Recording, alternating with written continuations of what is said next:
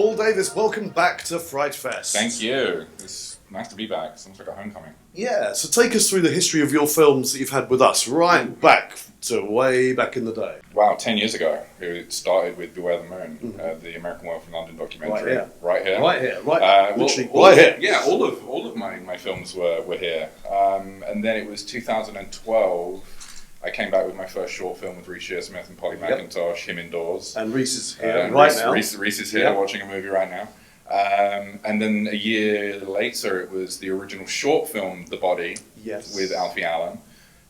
Which I was actually on the set for. Which you were on the set for. You were in the party scene, dancing away. Yep. And then after that short just kind of blew up. And that's when kind of Hollywood came tempting with all of the nice things that you then don't get.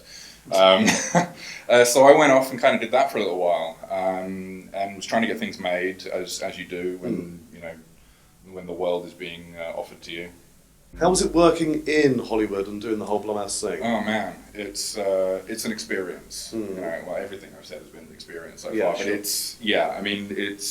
I don't think, because one of the things people always ask me is whether or not I went to film school, and I didn't. When I get on set and I make my films, that's my film school. Yeah, sure. Film school cannot prepare you for shooting an Into the Dark episode, honestly, but in the best possible way, because I now feel that if I went into a scenario where I'm making a studio movie and I've got like a 30-day shoot, or even a 20-day shoot at this point, that would be a luxury to me. So I feel as though this is kind of like been a crash course into studio filmmaking. But having said that, they are feature films made on a television schedule. Right. I mean, what I mentioned with The Body, Uncanny Annie was even less. So that was 3-week prep from the moment I got the script to when we started shooting. Wow. And even then, the script was going through a hefty rewrite, because the first version of Uncanny Annie I read was a $100 million Tim Burton movie. so I read it and I was like, okay, well, we're not making this. And then it was a 16-day shoot. It was my first experience using a soundstage for the first 3 days of shooting. We shot the end of the movie first, which was very difficult. But if I had the opportunity to do it all again, I would, because it took me a very, very long time to discover what I wanted to do in this life, and now that I can do that, I so you're going to stick with the directing? Oh, hell yeah. You're not going to go into any more Wookiee suits? No, not anytime soon, unless I'm directing as a Wookiee. Okay, which would be fair weird. enough. You could get Star Wars, you never know. Could get Star Wars. They're hiring. What are you doing next? Are you going to do, obviously you're in England now, Are you going to do another picture in LA, or? I'm looking at things at the moment. I'm reading a lot of scripts. There are some offers. I'm not kind of pulling the trigger on anything yet, because I had a bit of a family tragedy in the summer. Yeah. So I'm kind of taking a little bit of time out. But come January 2020, I'll be back, all guns blazing.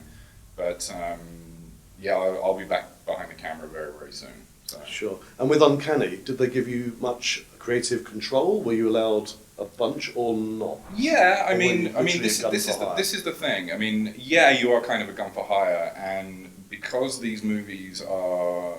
They are in the TV spectrum, they're made for Hulu, they are made for TV, but, it's Blumhouse, so, they're big, they're ambitious. Absolutely, we're going to show it on the big screen here. We did the tech check. It looks bloody fun, proper theatrical piece. Right, and that was now, the thing. TV is the new film. Right, and that was the thing when I got the script for this. I knew that it was going to be, because like I said, up until Uncanny Annie, they'd already shot 12 episodes of Into the Dark, because the concept, for those that don't know, is that they drop one a month and they're based on a holiday or a specific day, attached to that month. And I've done Halloween twice for them. Halloween 2? I've done Halloween 2. Will you do a third one, do you think? No, Jason Blum actually came to the Uncanny Annie set, and it's the only one of the Into the Dark movies that he actually visited. And he actually said, so you're doing Halloween for us again? I was like, yeah, and if you want me to do another one, Michael Myers better be in it. Perfect.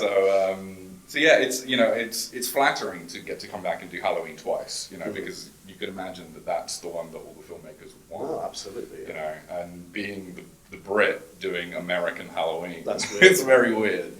It's like me doing a 4th of July episode. But it's been so much fun. I got so much love for the team at Blumhouse and Hulu. They've been very, very supportive, and the fact that they've trusted me to do 2 of these is remarkable to me.